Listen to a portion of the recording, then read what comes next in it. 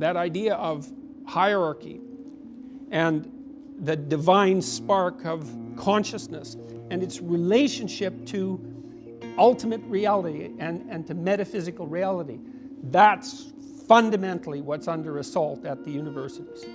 It's far deeper than the political. It's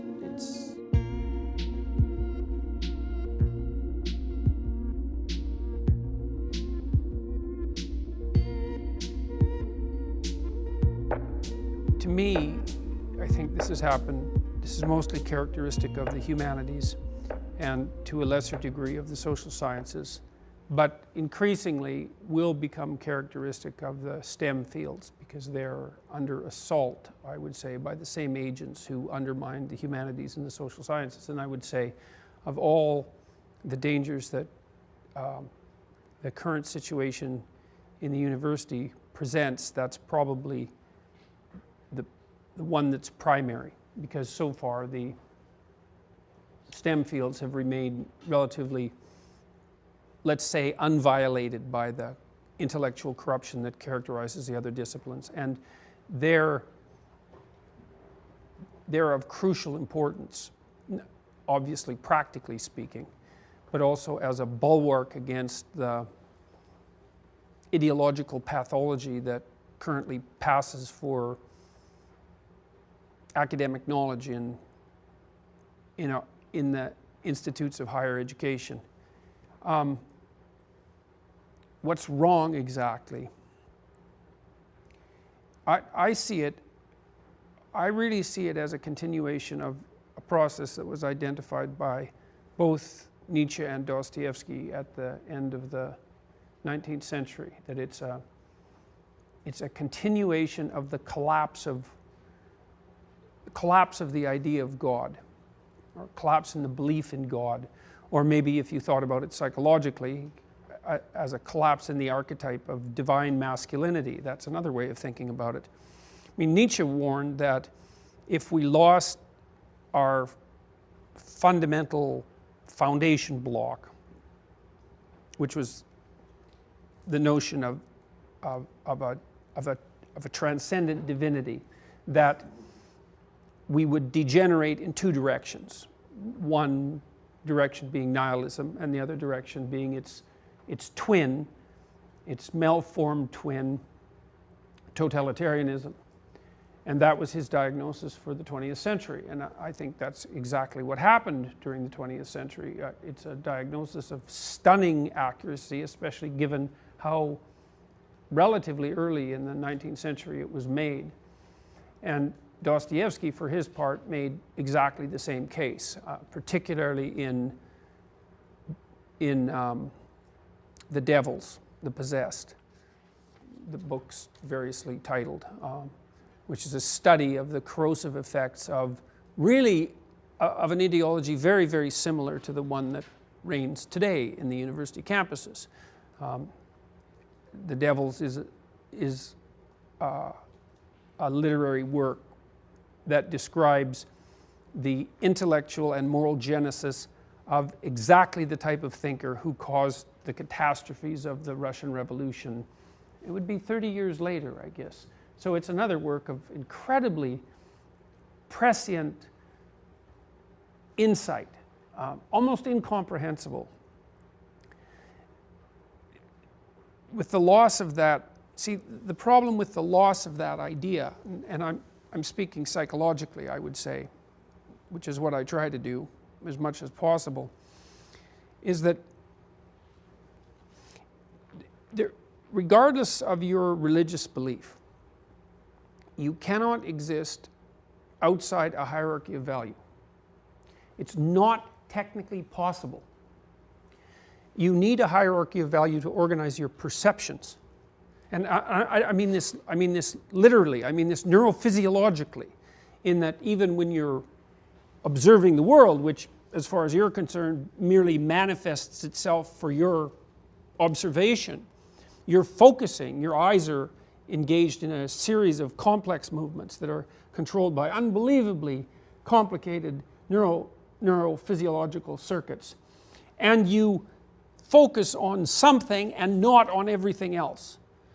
And that means that you pick something out of the almost infinitely complex realm of potential phenomena as of signal importance. And that orients your very capacity to observe the world. And that hierarchical structure that guides your perceptions is of unbelievable depth and complexity, because you tend to attend to those things that, let's say, you regard as important. They're going to further you in life.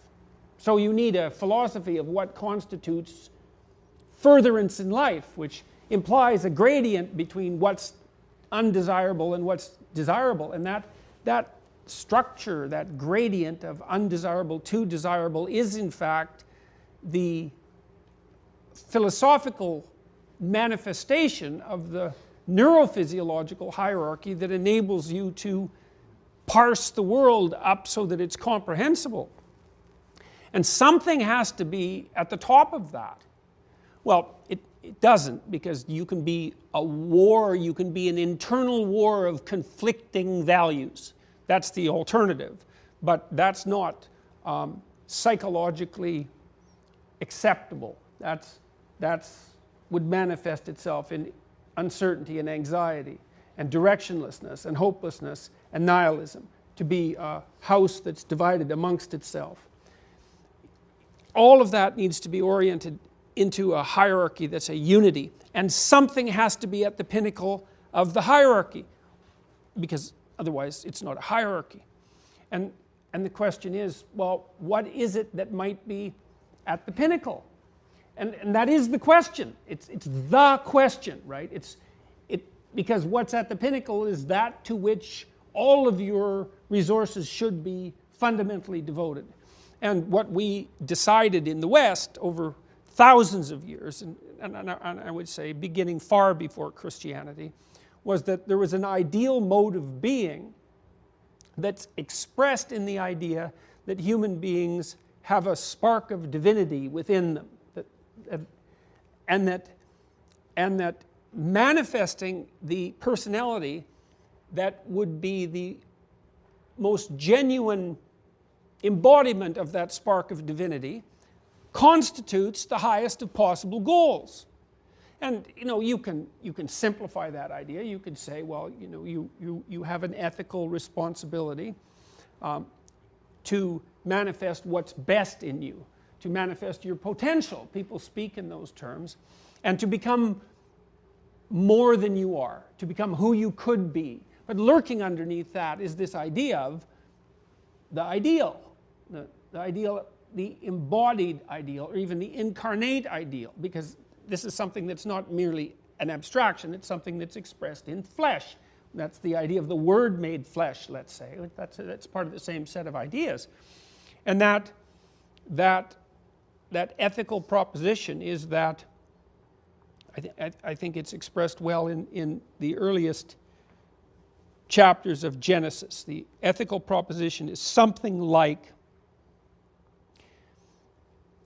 there's an action in the world, there's an action in being that's characterized in Christianity as logos.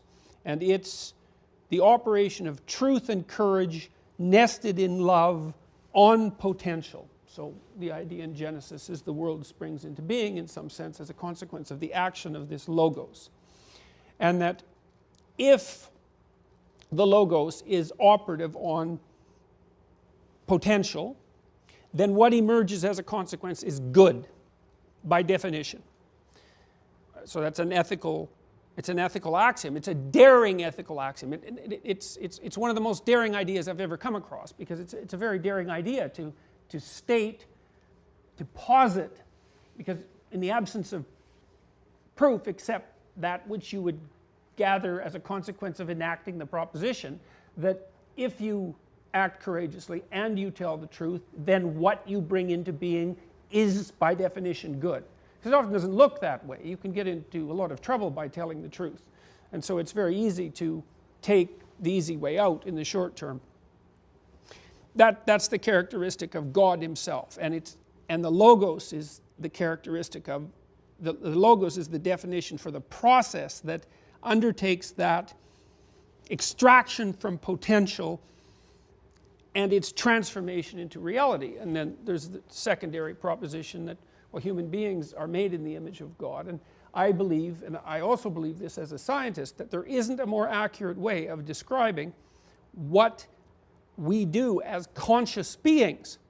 You know, you hear that if you're a adequately informed scientific materialist, that it's incumbent on you to note that human beings are fundamentally deterministic in their behavior. But the evidence for that, I would say, is not strong.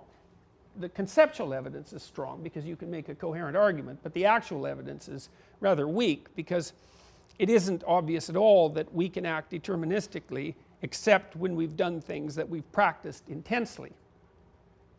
But that isn't the way that the world manifests itself to us in many ways. What seems to be the case instead is that we wake up every morning and what faces us is the unformed future. That's the reality that we confront. It's not the present and it's not the past. It's what could be that day. And we see that as a field of possibility, all of which could conceivably be manifested, but none of which has yet been manifested. And then we feel called upon as the action of our life to chart a course through that multitude of potential paths, to select from among all those possibilities the realities that we choose to bring into being, and then to work to bring them into being. And we also recognize, and we treat each other like this, that the quality of what it is that's brought into being as a consequence of those choices is directly dependent on the ethical integrity with which we conducted ourselves while making those choices. Which is why we can wake up at 3 in the morning and berate ourselves for having made a mess of the week or the day or the month or our lives. Because we understand that we deviated from the appropriate path. And we call ourselves out on it, like we call out the people we love and the people that we have relationships with. And that idea that's that idea of hierarchy and the divine spark of consciousness and its relationship to ultimate reality and to metaphysical reality. That's fundamentally what's under assault at the universities. It's far deeper than the political. It's